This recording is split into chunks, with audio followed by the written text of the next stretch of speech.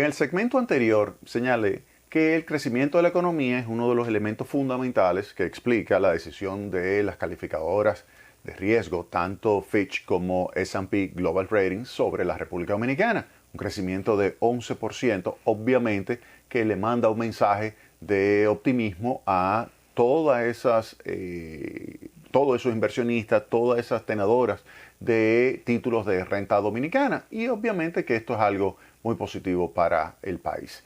Ahora, ese crecimiento se logró dentro de la estabilidad macroeconómica y esto es algo a resaltar. Miren, recuerden que el crecimiento lo explica la política monetaria. Y esa política monetaria, que fue una política monetaria muy adecuada para las necesidades, al igual que se ejecutó en los Estados Unidos, al igual que lo ejecutó el Banco Central Europeo, el Banco de Japón, todos los bancos centrales a nivel internacional ejecutaron su política monetaria. Pero República Dominicana no solamente mantuvo lo que es esa política adecuada para la recuperación económica, sino que lo hizo en el contexto de la estabilidad.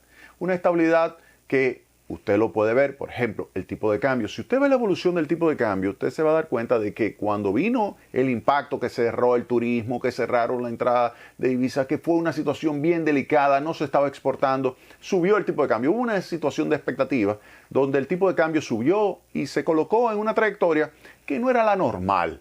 Era una tasa de depreciación implícita muy acelerada, pero posteriormente usted observa que se estabiliza, pero no solamente se estabiliza, sino que comienza a apreciarse. Y ahora, si usted toma y hace una proyección con el modelo econométrico, que fue lo que nosotros hicimos, con un modelo econométrico previo a el COVID y proyecta el tipo de cambio, se va a dar cuenta que el tipo de cambio hoy día, que está casi en 57 pesos por uno, el tipo de cambio del Banco Central, si usted lo ve, ese tipo de cambio, se va a dar cuenta de que efectivamente estamos en la trayectoria como si no hubiésemos tenido COVID en términos del impacto en el mercado. Es decir, que cuando usted observa lo que ha sido la evolución en términos de apreciación de la moneda o depreciación de la moneda, en este caso apreciación, porque se ha reducido, esa apreciación en lo que va de año es 2.3%. ¿Y eso qué ha favorecido? Eso ha permitido enfrentar la inflación importada. Nosotros estamos siendo afectados, y esto es un dato importantísimo a tomar muy en cuenta, estamos siendo afectados por una inflación importada vinculada con la disrupción de la cadena de suministros, el aumento de los fletes, el aumento de los precios de los combustibles, el aumento de insumos básicos para la producción de alimentos, como es el caso del maíz, como es el caso de los aceites, como es el caso del trigo. Todos esos insumos se han incrementado.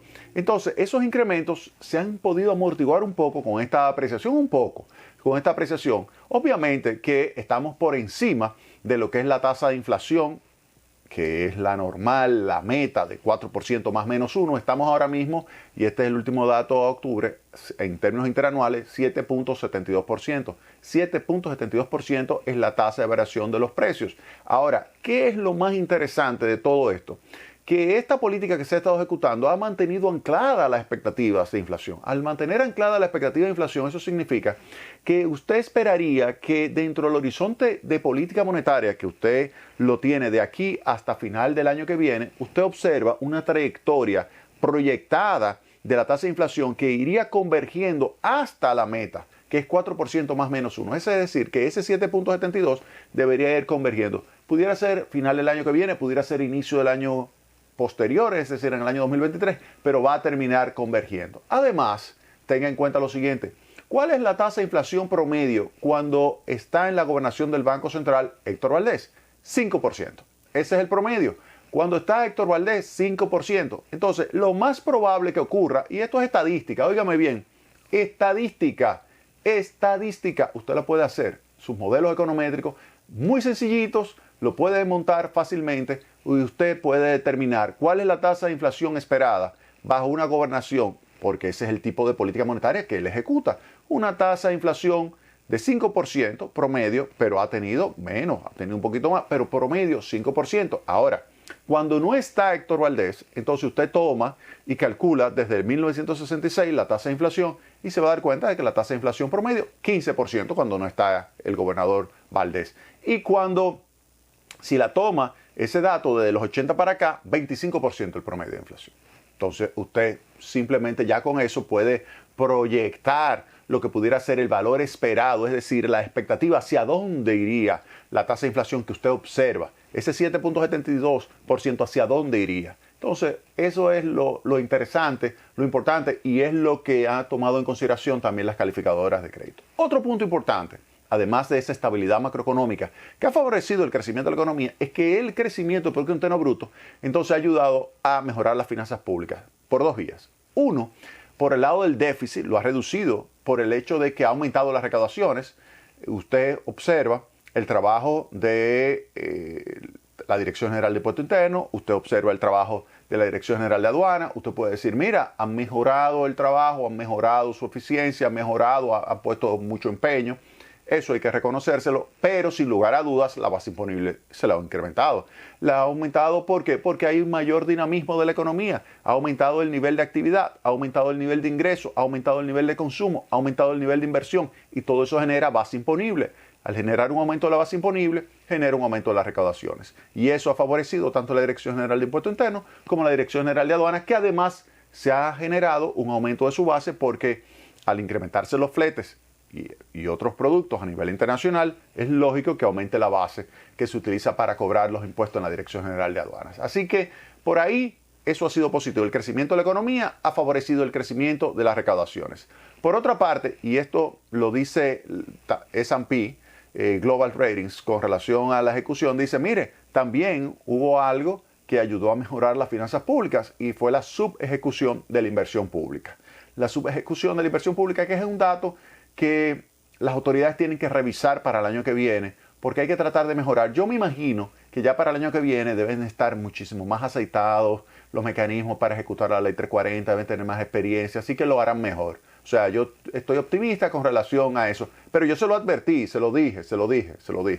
Le dije, tan pronto llegaron, le dije, miren, lo primero que tienen que hacer es modificar la ley 340, porque con esa ley van a tener dificultad para ejecutar la inversión pública. Se lo dije en agosto.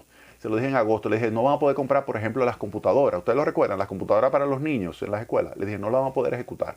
Dijeron, lo vamos a hacer con PNUD. Y al final no pudieron hacerlo. No pudieron ejecutar todo lo que debieron de haber ejecutado, ya sea por el PNUD, ya sea con la ley 340. Y eso, que el PNUD tiene el sistema de compras públicas más eficiente del mundo. O sea, para que ustedes tengan una idea. Ahora, algo también interesante, y esa es la otra vía que mejora el tema de las finanzas públicas, es que al aumentar el Producto Interno Bruto, como la deuda se maneja en función del Producto Interno Bruto, se ha reducido.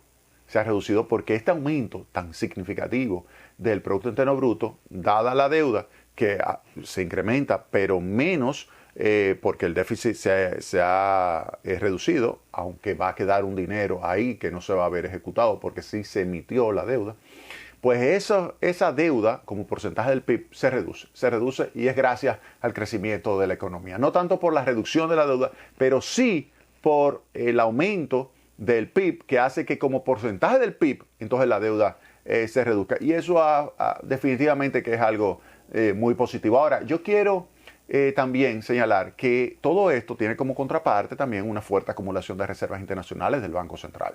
El Banco Central ha estado entre 12 y 13 mil millones de dólares de reservas. Nunca antes en la historia se había tenido tantas reservas internacionales como porcentaje del PIB o como meses de importaciones. Está muy por encima de lo que recomienda el Fondo Monetario Internacional como mínimo. República Dominicana ha estado por encima de lo que es lo recomendado por el fondo. Así que se puede señalar que desde ese punto de vista también el Banco Central ha colaborado mandando mensajes de credibilidad a los agentes económicos, lo cual ha favorecido la estabilidad macroeconómica. Por último, yo quisiera reconocer el trabajo que hizo tanto el Banco Central, el equipo técnico del Banco Central encabezado por Héctor Valdés, por su gobernador Héctor Valdés, el trabajo que ellos hicieron, y quiero también reconocer el trabajo de crédito público. Yo creo que esas dos instituciones se sentaron con las calificadoras y lograron explicarle adecuadamente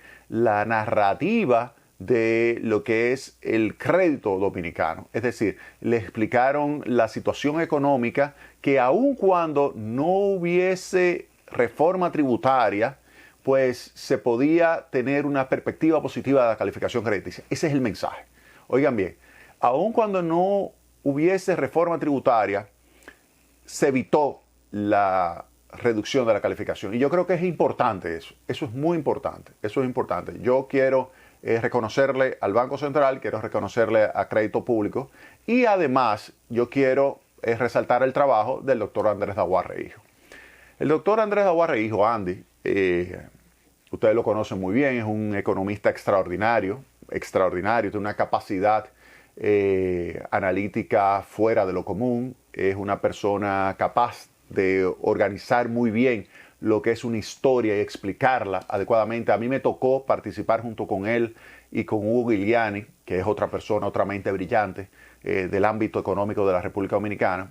A mí me tocó con ellos dos participar en la colocación de los primeros bonos soberanos en el año 2001 y posteriormente en el año 2003. Los segundos bonos soberanos los colocamos nosotros. Y yo le puedo decir que Andy tuvo una influencia también importante en lo que es esta narrativa para explicarle a las calificadoras de riesgo y también a tenedores de bonos lo que era la importancia de todos estos indicadores macroeconómicos que estamos viendo, la importancia de la política monetaria que se estaba ejecutando, la recuperación de la economía, el impacto favorable que iba a tener sobre las finanzas públicas, la importancia de la confianza y la credibilidad que mantenía el Banco Central, aun cuando teníamos totalmente cerrado el turismo, la decisión de ratificar al gobernador Héctor Valdés, todos esos elementos, pues Andy Daguarre logró también participar y explicar adecuadamente a estas calificadoras de riesgo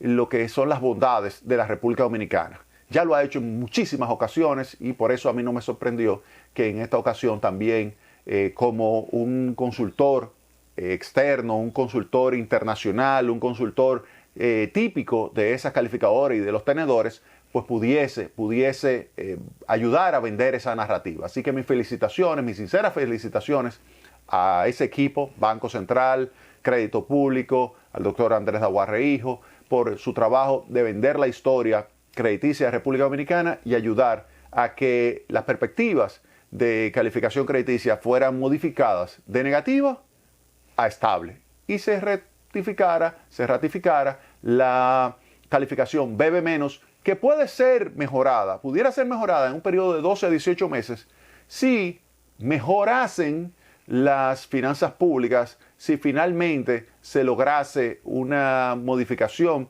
de la estructura tributaria que permitiese una reducción estructural de más largo plazo en el déficit público. Vámonos a la pausa.